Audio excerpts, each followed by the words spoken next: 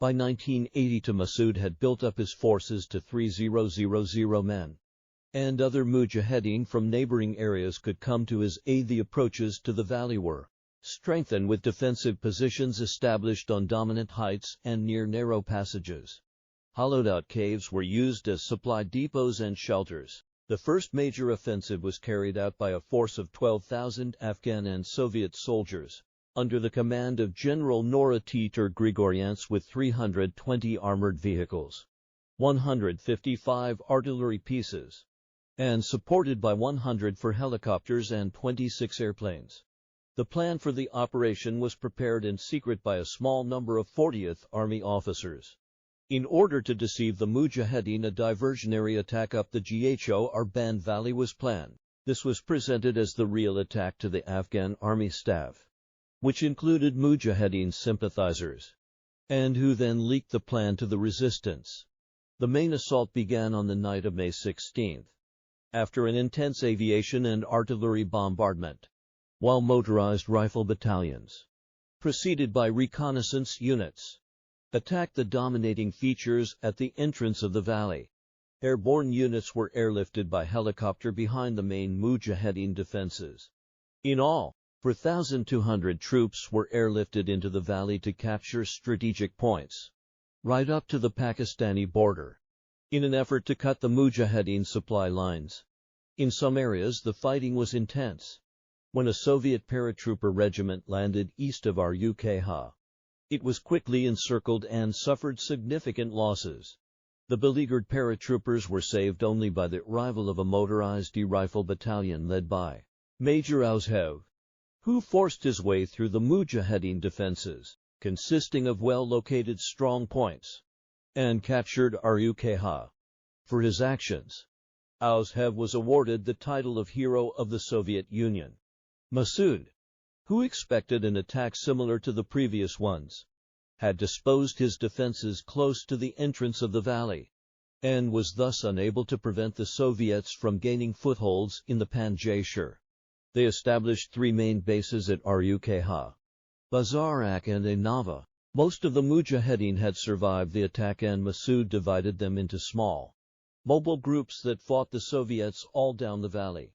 During this offensive, the Soviets managed to occupy a large part of the Panjshir and scored some successes against Masood's organization, such as the capture of a list of the names of 600 of his agents in Kabul. However, most of the rebels had escaped capture, and this was not the decisive victory the Soviets had been hoping for. Also, their heavily fortified bases only gave them control over the valley floor, while the surrounding heights were still held by the mujahideen. For this reason they decided to launch a sixth offensive.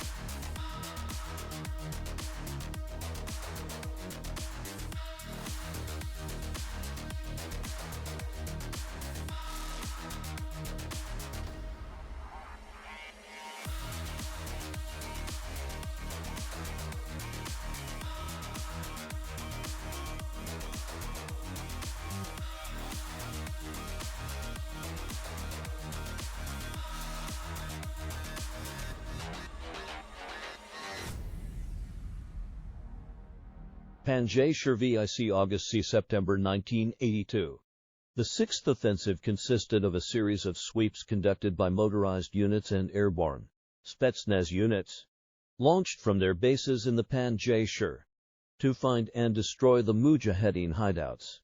It was accompanied by a heavy aerial bombardment of villages suspected of harboring rebel groups, notably carried out by Tu-16 bombers flying from inside the Soviet Union.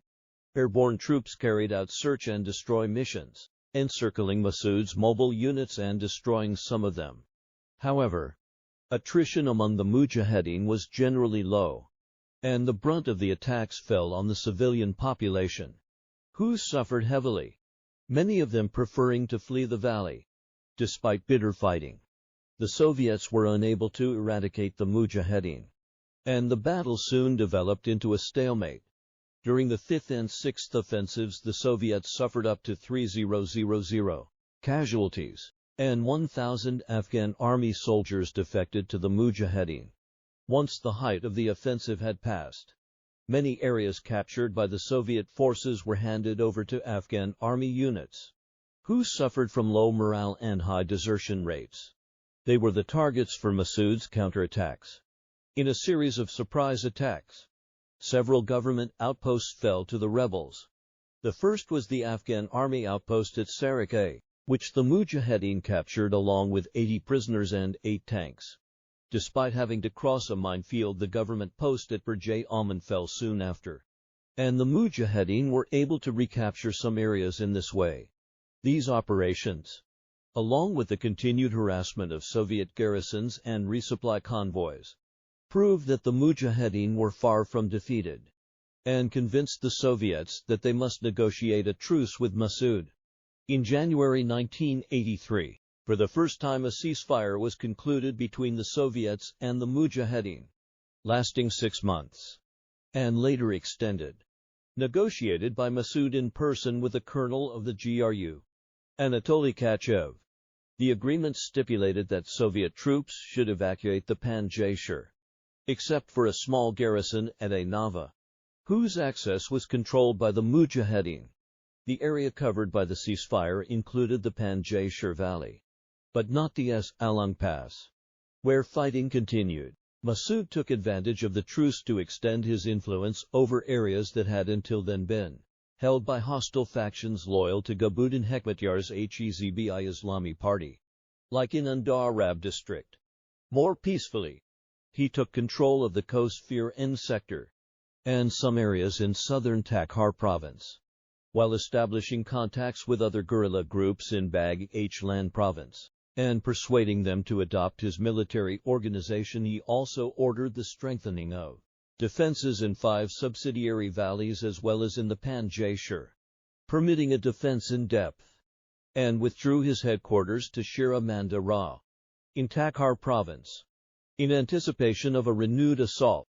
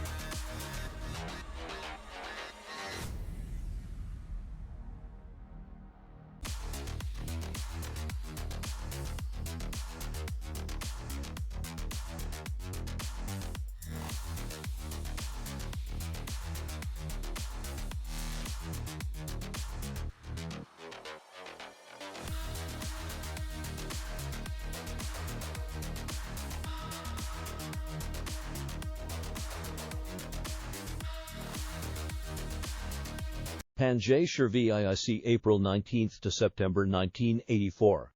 In February 1984, Konstantin Chernenko replaced Yuri Andropov as General Secretary of the Communist Party of the Soviet Union, while Andropov had supported the ceasefire. Chernenko, a disciple of Brezhnev, believed that the guerrillas should be rooted out through military action, an opinion which he shared with Babrak Karmal, president of the DRA. As a result, a new offensive was planned, which, in Karmal's words, should be decisive and merciless, and in order to destroy the Panjshir Valley bases, all those living there should be killed. It was the largest offensive in the region to date. However, some Soviets, who were supporters of Andropov, disagreed with this policy, and they gave Massoud advance warning of the attack. Through this channel, and thanks to his agents in the DRA government, Massoud had a precise idea of the Soviet plans, and he was able to counter them to avoid civilian casualties. All 30,000 inhabitants of the Panjshir from a population of 100,000 before the war were evacuated to safe areas. Only ambush parties were left to delay the Soviet advance. All the roads, villages and helicopter landing zones were heavily mined. All these preparations were carried out in secret, and a token activity was maintained near the Soviet base at Anava to deceive the Soviets into believing that a conventional defense was being prepared. 11,000 Soviet and 2,600 Afghan soldiers, under Marshal of the Soviet Union Sergei Sokolov, participated in the offensive, supported by 200 airplanes and 190 helicopters.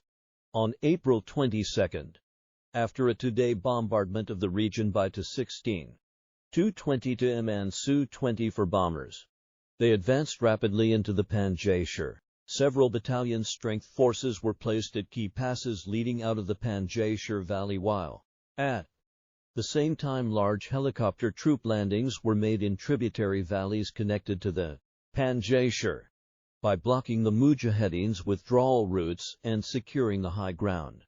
The Soviets forced them higher into the mountains than they had previously ventured and scattered their strength as they attempted to avoid being trapped by the helicopter landings. Once the strength of Massoud's forces were dealt such a deadly blow, rather than withdrawing from the valley, as they had previously done, the Soviets began setting up a system of forts and posts throughout the main valley, while relinquishing control of the side valleys. These tactics proved more effective at rooting out insurgents and breaking up their fighting forces during the offensive, but had limited long-term success. The forts and outposts along the Panjshir Valley were unable to protect roads and convoys as well as they had hoped, and these installations proved attractive targets for the Mujahideen to harass. Much of the valley was occupied, but the Soviets paid a heavy price. Many soldiers were killed by mines and in ambushes. During one battle, on April 30 in the Hazar Valley, the 1st Battalion of the 682nd Motor Rifle Regiment was decimated. The losses of Soviet troops were estimated at 60 killed. For the Soviets, the operation was partly successful. See some of the infrastructure of the Mujahideen, created in the time of the truce in 1980 to c. 1983, was destroyed. Babrak Karma completed a propaganda visit to the Panjshir, which for some time had become a safe zone. However, it quickly became apparent that most of Massoud's forces had escaped the onslaught and were still able to carry out their harassment tactics. Eventually, in September, the Soviet DRA forces once again evacuated the Panjshir Valley, leaving occupying forces only in the lower Panjshir. Yusuf and Adkin reported in 1990 that the Soviet forces involved included the 180th Motor Rifle Regiment, battalions of the 66th Motor Rifle Brigade and 191st Motor Rifle Regiment, a regiment of the 103rd Guards Airborne Division, a battalion of the 345th Independent Guards Airborne Regiment, accompanied by Afghan forces including the 8th Division, the 20th Division, and the 37th Commando Brigade. It seems likely that the reference to the 180th Motor Rifle Regiment refers to the 682nd Motor Rifle Regiment of the 108th Motor Rifle Division, based in Kabul, Panjshir VIIC, September 1984. The 8th offensive was a follow-up to the 7th, involving mostly airborne forces. Panjshir IXC 16th June 1985. The 9th offensive was carried out in reprisal for the destruction of the DRA garrison at Peshawar, during which Massoud's mobile groups took 500 prisoners including 126 officers and killed a brigadier of the Afghan army. The prisoners had been marched into the mountains, where the Mujahideen claimed they were killed by a Soviet aerial bombardment, a claim others dubbed suspicious. Initiated hours after the raid, the Soviet counterattack installed a new garrison in Peshawar and pursued the retreating Mujahideen. The group escorting the captured Afghan officers was caught in the open by Soviet helicopters, and in the ensuing fight most of the prisoners were killed, with both sides blaming the other for the incident. Aftermath. In 1986, Mikhail Gorbachev announced his intention of withdrawing the Soviet contingent from Afghanistan. From then on, the Soviets were mostly concerned with avoiding losses in the Panjshir sector, and they observed a tacit ceasefire. Unprovoked shooting by Soviet troops was forbidden, and the mujahideen refrained from attacking Soviet bases, despite provocations ordered by Najibullah's government to draw the Soviets into further fighting. The situation generally remained calm, enabling Massoud to carry out his strategic offensive, capturing much of Baghlan and Takhar provinces. The last Soviet and Afghan troops present in the lower Panjshir were finally evacuated in June 1988.